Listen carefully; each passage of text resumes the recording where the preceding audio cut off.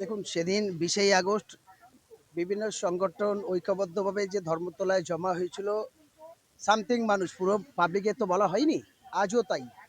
পুরো সমস্ত নেতৃত্বদের জাস্ট গুটি ছয় মানুষকে নিয়ে শান্তিপ্রিয়ভাবে বাংলার মানুষের অধিকারের জন্য আন্দোলনের সূচনা শুরু হয়েছিল।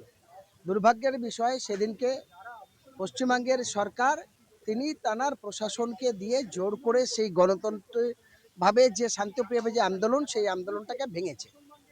পরবর্তীকালে আজকের সেই সফলতা এসেছে। আজ থেকে আবার 3 দিনের এই ধর্ণা মঞ্চ চালু হচ্ছে, শান্তপ্রিয়ভাবে যাবে।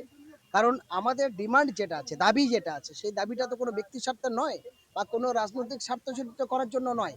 বিষয়টা হলো, এই বাংলার মানুষ তারা সঠিকভাবে ক্ষুধার্ত মানুষ খাবারের জন্য বিভিন্ন রাজ্যে গিয়ে তাদের প্রাণ যাচ্ছে, কিন্তু রাজ্য সরকার তাদের সঠিক কর্মস্থানের ব্যবস্থা করতে পারছে না বলেই তো জীবনের ঝুঁকি নিয়ে তারা বাইরের রাজ্যে যাচ্ছে। ফলে রাজ্য সরকার সেখানে ব্যর্থ হয়েছে। তার সেই দুঃখের কথাগুলো বলার জন্যই আজকের এই ধর্ণা মঞ্চে আমরা উপস্থিত হয়েছি।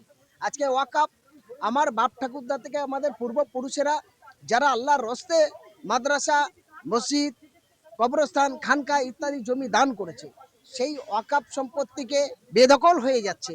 ওয়াকফ সরকারের বিরুদ্ধে কেন্দ্রীয় সরকার কালাকানুন আইন আনবে।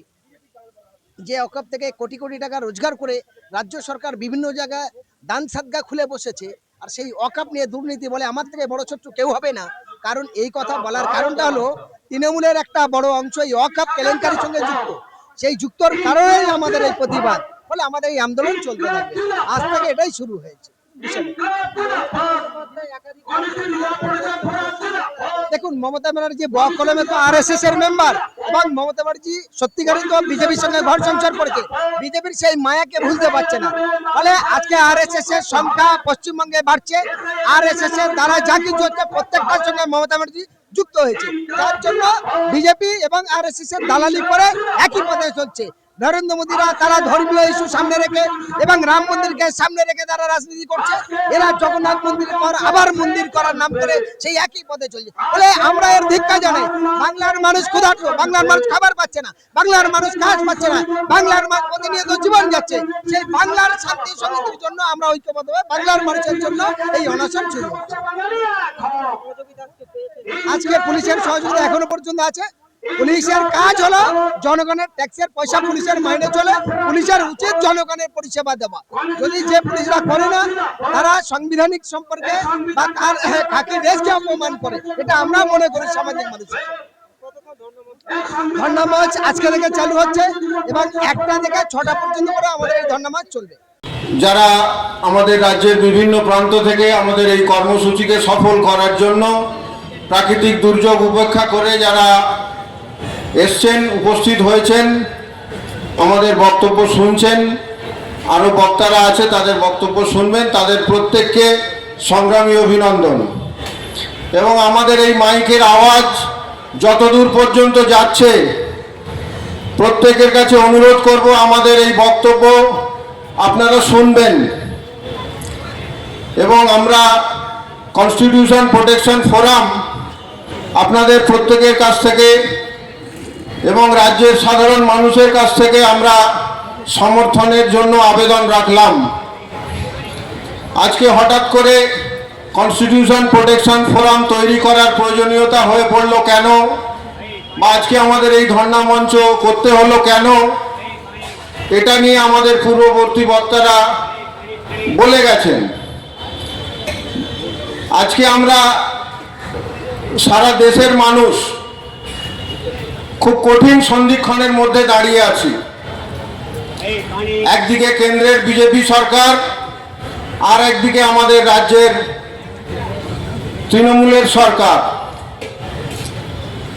ফ্যাসিস্ট কায়দায় তারা মুখে বলছে আমরা গণতন্ত্র প্রেমী, আমরা মানুষের ভোটে জিতে এসে সরকার গঠন করেছি, কিন্তু বাস্তবে দেখা যাচ্ছে উল্টো চিত্র। তারা আদৌ মানুষের ভোটে জিতে এসছে কিনা, মানুষের সমর্থন আদায় করেছে কিনা, এটা এখন জনে জনে মিডিয়ার মাধ্যমে এবং নানা রকম সভা সমিতির মাধ্যমে মানুষের কাছে পৌঁছে যাচ্ছে যে ভোট কিভাবে চুরি হয়েছে। বিশেষত আমরা বাংলার মাটিতে দেখেছি আপনাদের আরো বেশি অভিজ্ঞতা আছে, এবং আমরাও যে জায়গায় বসবাস করি আমাদের এলাকাতেও দেখেছি। এবং আমি আমার নিজের কথা বলি, গত লোকসভা নির্বাচনে আমার বাড়ির অর্ধেক মানুষ ভোট দিতে পারেনি। এটা আমি আমার নিজের বাড়ির কথা বললাম। তাহলে সাংবিধানিক অধিকার এই রাজনৈতিক দল যারা ক্ষমতায় আছে তারা আমাদের রাজনৈতিক অধিকার হরণ করে যাচ্ছে। হঠাৎ করে এই আবহ তৈরি করা হয় মাঝে মধ্যে, যখনই নির্বাচন এসে পড়ে তখনই কেন্দ্রের সরকার রাজ্যের সরকার একটা নতুন করে খেলা তৈরি করে। এর আগে এনআরসি সিএ এইসব নিয়ে একটা খেলা শুরু হলো, নির্বাচন হয়ে গেল, এনআরসি সিএ চলে গেল। আবার নির্বাচন আসছে, নির্বাচনের নির্ঘণ্ট প্রকাশ হতে চলেছে, ভোটের ঘন্টা বেজেছে, আবার নতুন করে শুরু হয়েছে। এসআইআর এর নামে মানুষকে বিভ্রান্ত করার চেষ্টা করা হচ্ছে, মানুষকে ভয় দেখানোর চেষ্টা করা হচ্ছে। কেন ভয় দেখানোর চেষ্টা করা হচ্ছে? কেন্দ্র এবং রাজ্য উভয় সরকার তারা তাদের রাজধর্ম পালনে ব্যর্থ, মানুষের হাতে কাজ দিতে তারা ব্যর্থ, মানুষের রুটি রুজির সংস্থান করতে তারা ব্যর্থ, সাংবিধানিকভাবে মানুষের অধিকার রক্ষা করতে তারা ব্যর্থ, তারা শিক্ষা, স্বাস্থ্য, নাগরিক পরিষেবা সমস্ত কিছুতে তারা ব্যর্থ। তাই তারা সাধারণ মানুষের ভেতরে আজকে বিভ্রান্ত তৈরি করে দিচ্ছে, ভয় দেখানোর জায়গা তৈরি করছে, একটা আবহ তৈরি করা হচ্ছে, জাতিগতভাবে একটা আবহ তৈরি করা হচ্ছে। কোনো একটা দল বলছে, মুসলিম ভাই তোমরা বিপদের মধ্যে আছো, তোমরা যদি আমাদের কথা না শোনো তাহলে এই এমন একটা শক্তি এসে যাবে, দেখা যাবে এই শক্তি তোমাদেরকে এখান থেকে ভারতবর্ষ থেকে দূর করে দেবে। আবার কাউকে বোঝানো হচ্ছে যে তোমরা বিপদের মধ্যে আছো, যদি তোমরা তোমাদের ভোটটা আমাদের দলকে না দাও তাহলে তোমরা এই দেশ থেকে বিতাড়িত হবে। এই ধরনের একটা আবহ তৈরি করা হচ্ছে, যার ফলে সাধারণ মানুষ ভীত সন্ত্রস্ত হয়ে থাকে। সে তার রুটি রুজি, কাজের দাবি, শিক্ষার দাবি, স্বাস্থ্যের দাবি এইগুলো যাতে সে কোনোদিন করতে না পারে, দুজনে মিলে চক্রান্ত করে এই ধরনের একটা আবহ, এই ধরনের একটা পরিবেশ তৈরি করা হচ্ছে। কেউ বলছে হিন্দু বিপদের মধ্যে আছে, তারা কি তাহলে হিন্দুদের বন্ধু? কি করে বন্ধু হয় আমাকে একটু বুঝিয়ে দেবেন। তারা বলছে সারা দেশে দেখা যাচ্ছে গোরক্ষার নামে মানুষকে পেটানো হচ্ছে, মানুষকে মেরে দেওয়া হচ্ছে, প্রাণে মেরে ফেলা হচ্ছে। আর দিল্লির সরকার বসে বসে ভারতবর্ষের যে গরুর মাংসর বিদেশে রপ্তানি হয় সেই সমস্ত কোম্পানির কাছ থেকে শয়ে শয়ে কোটি টাকা চাঁদা নিয়ে তাদের পার্টি ফান্ড মজবুত করছে। আর দেশের সাধারণ হিন্দুদের বোঝাচ্ছে মুসলমানরা গরুর মাংস খায়, মুসলমানরা তোমাদের শত্রু, দেখতে পেলে মেরে দেবে। এই ধরনের একটা আবহ তৈরি করা হচ্ছে। এরা হিন্দুদের সঙ্গেও চিটিং করছে, মুসলমানদের সঙ্গেও প্রতারণা করছে। আর ওভারঅল বলতে পারি আমরা সাধারণ মানুষের সঙ্গে এরা প্রতারণা করছে। তাই সাধারণ মানুষকে সচেতন হতে হবে। কনস্টিটিউশন প্রোটেকশন ফোরাম তৈরি হয়েছে, যেখানে এখানে হিন্দু নয়, মুসলিম নয়, বৌদ্ধ নয়, খ্রিস্টান নয়, কোনো জাতির ব্যাপার নেই। এখানে আমরা যেখানে যেখানে সাধারণ মানুষের সাংবিধানিক অধিকার লঙ্ঘিত হবে এই প্রোটেকশন ফোরাম এখান থেকে আওয়াজ তুলবে, কলকাতার রাস্তায় দাঁড়িয়ে আওয়াজ তুলবে, প্রয়োজনে গ্রামে গঞ্জে শহরে সমস্ত জায়গায় তারা আওয়াজ তুলবে এবং চরম আন্দোলন করবে। তাই এই প্রোটেকশন ফোরাম গঠন করা হয়েছে, লড়াইয়ের ইঙ্গিত দিয়ে ঘোষণা করা হয়েছে। আমাদের দাবিতে কি আছে? আমরা ওয়াকফ সম্পত্তি, ওয়াকফ সংশোধনী যে আইন কেন্দ্রের সরকার নিয়ে এসছে, আমরা তার বিরুদ্ধে আন্দোলন করছি সারা দেশ জুড়ে। পশ্চিমবঙ্গের মুখ্যমন্ত্রী একদিন দাঁড়িয়ে বললেন যে ওয়াকফ বাংলার কোনো ইস্যু নয়, ওয়াকফ নিয়ে আপনারা গুলোগুলি করবেন না। মুখ্যমন্ত্রীকে হুঁশিয়ারি দিয়ে বলতে চাই আমরা গুলোগুলি করব। পশ্চিমবাংলার মন দাঁড়িয়ে, মাটিতে দাঁড়িয়ে, কলকাতার রাজপথে দাঁড়িয়ে আমরা গুলোগুলি করব।